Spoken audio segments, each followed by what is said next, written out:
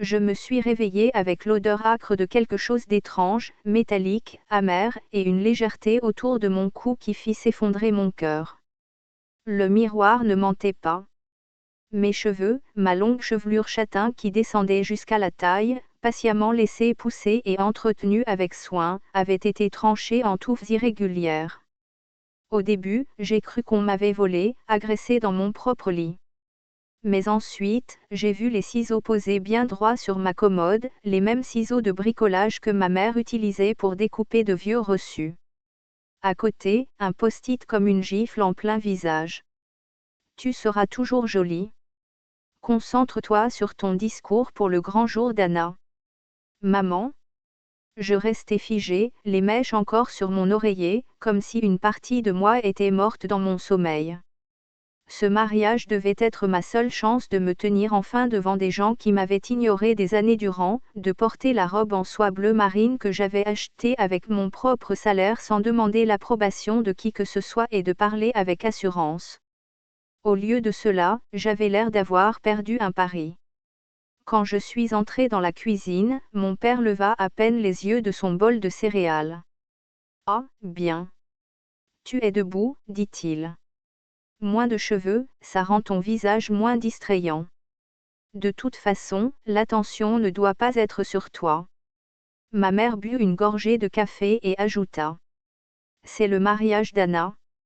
Laisse-la briller. Laisse-la briller. » Ils agissaient comme si j'étais une menace pour le soleil. Comme si j'avais ruiné tout le mariage simplement en portant une jolie robe et en étant visible. Laisse-moi t'expliquer. J'étais la fille qu'il gérait toujours, pas celle qu'il célébrait. Anna avait les robes de créateur et les leçons de violon. Moi, j'avais les vêtements de seconde main et les discours, sois reconnaissante. Anna eut un voyage de fin d'études à Paris. Moi, on m'avait dit de travailler les week-ends pour économiser pour l'université. Et je l'ai fait. J'ai quitté la maison à 19 ans, travaillé 2 emplois, et malgré tout, j'ai répondu oui à l'invitation au mariage, parce que je croyais que peut-être, juste peut-être, ce serait l'un de ces rares moments de famille où personne n'aurait besoin de rivaliser. Mais au lieu de cela, ils m'ont drogué avec du NyQuil dans une tasse de thé apaisant, puis m'ont coupé les cheveux pendant mon sommeil. Mes propres parents. Ma colocataire, Beck, est venue en panique quand je l'ai appelée, la voix tremblante. Elle a suffoqué en me voyant. Ils t'ont fait ça exprès. J'ai hoché la tête. Beck n'a rien dit pendant un moment. Puis elle a sorti son téléphone. D'accord. On ne va pas au mariage comme ça. On va faire quelque chose de mieux. Au début, je ne voulais pas de vengeance. Je voulais seulement mettre de la distance. Mais lorsque Beck m'a aidé à enregistrer un mémo vocal, quelque chose que je n'avais jamais pensé rendre public, tout a changé. C'était un enregistrement que j'avais fait des semaines auparavant, par simple habitude. J'utilisais mon téléphone pour noter de petits moments à raconter à ma thérapeute, maman disant que j'étais une distraction quand j'avais posté une photo d'un enterrement de vie de jeune fille, papa affirmant que les jolies filles gâchent les mariages par jalousie. À l'époque, je croyais que ce n'était que des remarques désagréables. Mais en réécoutant avec Beck, cela devenait quelque chose de plus sombre, un schéma. Et puis Beck a dit. Tu sais, il y a un moyen de les obliger à t'écouter. Ce soir-là, j'ai pris une décision. J'allais me présenter au mariage, mais pas comme il l'attendait. Je ne porterai pas la robe qu'il avait méprisée. Je ne prononcerai pas les mots qu'il m'avait donnés pour le toast d'Anna. Je prendrai leurs discours et je le réduirai en lambeaux. Et ce ne serait que le début. Je n'ai pas dormi cette nuit-là. Pas vraiment. Beck m'a aidé à égaliser mes cheveux massacrés en un carré élégant et audacieux. Tu ressembles à quelqu'un qui est sur le point de dévoiler les secrets d'une famille, murmura TL en coiffant la dernière mèche. Au matin, j'avais un plan. Je suis arrivé tôt au domaine viticole, avant que le chaos ne commence. Bien sûr, ils avaient choisi quelque chose de photogénique. Le mariage de rêve d'Anna était financé par les économies de mes parents, les faux sourires de ma mère et la fierté inébranlable de mon père pour la vraie fille. Moi, je n'étais qu'un personnage secondaire. Mais pas aujourd'hui. J'avais répété le discours qu'on m'avait demandé de lire, une niaiserie digne d'un film Hallmark sur la fraternité et les liens éternels. À la place, je suis montée au micro lors du brunch de répétition, quand l'ambiance était chaude et satisfaite, et j'ai dit: bonjour à tous. Je sais que je ne suis pas la fille préférée. Ça n'a jamais été un secret. Mais aujourd'hui, je suis ici pour dire autre chose. On pouvait sentir l'air changer. Le sourire de ma mère trembla. Je veux parler de ce qui se passe derrière les portraits de famille. Quand des gens disent qu'ils t'aiment, mais qu'ils te coupent littéralement pour t'empêcher de faire de l'ombre à quelqu'un d'autre. Quand ils t'assomment avec du thé drogué pour que tu dormes pendant le sabotage. Quand des parents considèrent ton existence comme une menace pour l'enfant qu'il aime vraiment. Des exclamations. Un oncle laissa tomber sa fourchette. Mon père se leva. Assez. Mais je n'ai pas arrêté.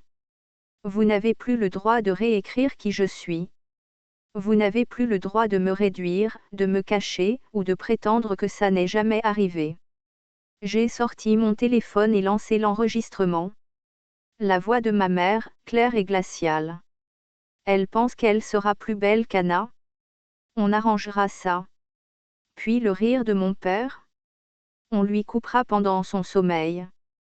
Les filles comme elles ont besoin de rappel. Le silence fut assourdissant. On voyait les invités reposer leurs couverts, se tourner les uns vers les autres avec horreur.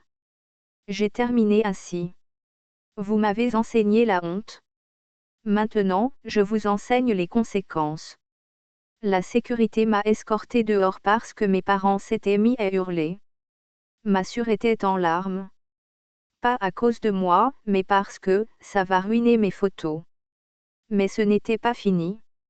La vidéo est devenue virale en moins de 24 heures. Beck avait mis en ligne l'intégralité du clip, légendé, voilà ce qui arrive quand on arme la famille contre elle-même. Ça a explosé. Des millions de vues.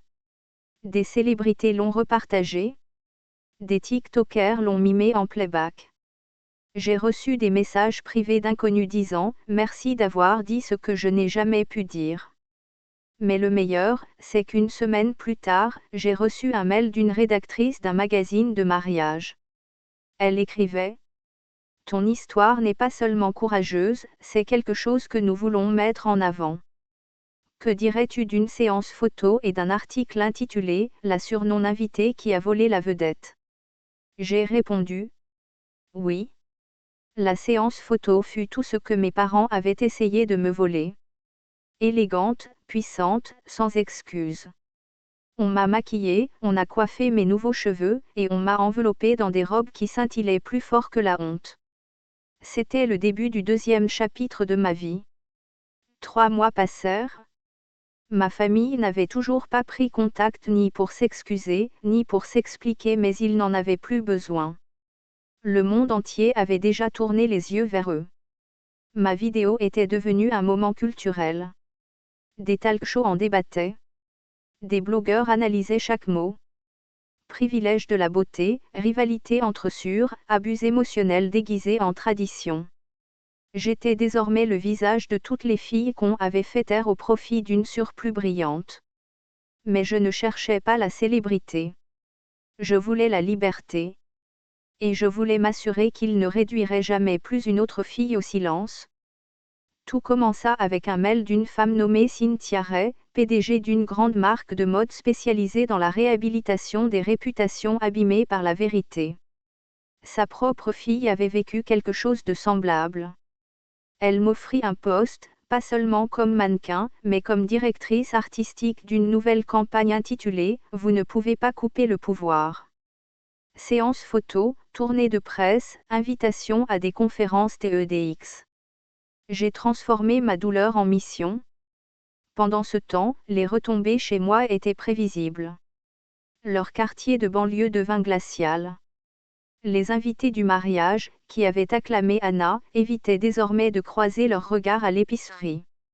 Le prêtre qui avait célébré la cérémonie annonça à son église qu'elle aurait dû être celle qui demandait pardon, pas validation. Même le nouveau mari d'Anna, Greg, qui était resté silencieux pendant le scandale des cheveux coupés, partit 6 semaines après le mariage. Apparemment, il avait trouvé une boîte remplie de commentaires Instagram imprimés, que sa nouvelle épouse avait rédigés sous de faux comptes anonymes pour m'attaquer en ligne. Elle n'était pas seulement complice. Elle était obsédée. Et désormais seule. J'aimerais dire que cela m'a soulagée. Mais la vérité, c'est que je n'en avais plus rien à faire. J'étais trop occupée à bâtir quelque chose qu'il ne pourrait jamais souiller. La véritable revanche arriva quand Cynthia me fit une proposition. Nous ouvrons notre premier bureau créatif dans ta ville natale. Tu veux le diriger? J'ai éclaté de rire. Tu es sérieuse? Elle a hoché la tête. Imagine la même ville, sauf que cette fois, c'est toi que les gens voudront impressionner. Alors je l'ai fait. Nous avons ouvert un espace créatif élégant et baigné de lumière, en plein centre, sur la même rue où mes parents m'avaient traîné des années plus tôt pour assister au récital de piano de Massure. Cette fois, la vitrine portait en lettres géantes, le pouvoir ne se coupe pas. La semaine du lancement, mon équipe organisa une journée portes ouvertes. La presse locale vint. Des militants, des survivants, et même quelques anciens camarades de lycée qui se moquaient autrefois de mon silence se présentèrent, demandant des stages. Mais la cerise sur le gâteau? Mes parents entrèrent, sans y être invités, sans prévenir. Ma mère portait de grandes lunettes de soleil. Mon père avait visiblement vieilli en quelques mois. Était-ce la culpabilité? L'exposition? Ou simplement la perte de contrôle? Ils ne reconnurent pas la femme debout à l'avant, assurée, puissante, prête pour les caméras. Ils essayèrent d'agir comme si rien ne s'était passé.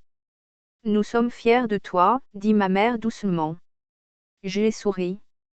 C'est drôle. Vous n'avez plus été fiers de moi depuis que j'avais des bagues sur les dents. Mon père ricana, cherchant à détendre l'atmosphère. On fait tous des erreurs? Les familles guérissent, non. Je me suis dirigée vers l'accueil. Voulez-vous remplir une fiche de commentaires? Ici, nous prenons les retours très au sérieux. Ils clignèrent des yeux. Sinon, poursuivis-je, j'ai une salle pleine de gens que je respecte vraiment qui m'attendent. En me retournant, je les vis immobiles, déplacés, mal à l'aise dans l'espace même qu'il avait autrefois jugé que je ne méritais pas. Je n'avais pas besoin de crier. Je n'avais pas besoin de les humilier. Le bâtiment, les gens, le succès. Tout cela criait plus fort que n'importe quelle insulte. Mais au moment où ils franchissaient les portes vitrées, je les appelais. Au fait, la prochaine fois que vous essayerez de rabaisser une fille pour en élever une autre, souvenez-vous, les ciseaux s'émoussent. Mais certaines filles s'aiguisent. Ils ne revinront jamais, et je n'en eus jamais besoin. Parce que j'avais enfin compris qu'ils ne définissaient pas ma beauté. Ils ne définissaient pas mon pouvoir. Et ils n'avaient jamais eu le droit de définir ma valeur. Ni avec des ciseaux. Ni avec le silence. Jamais plus.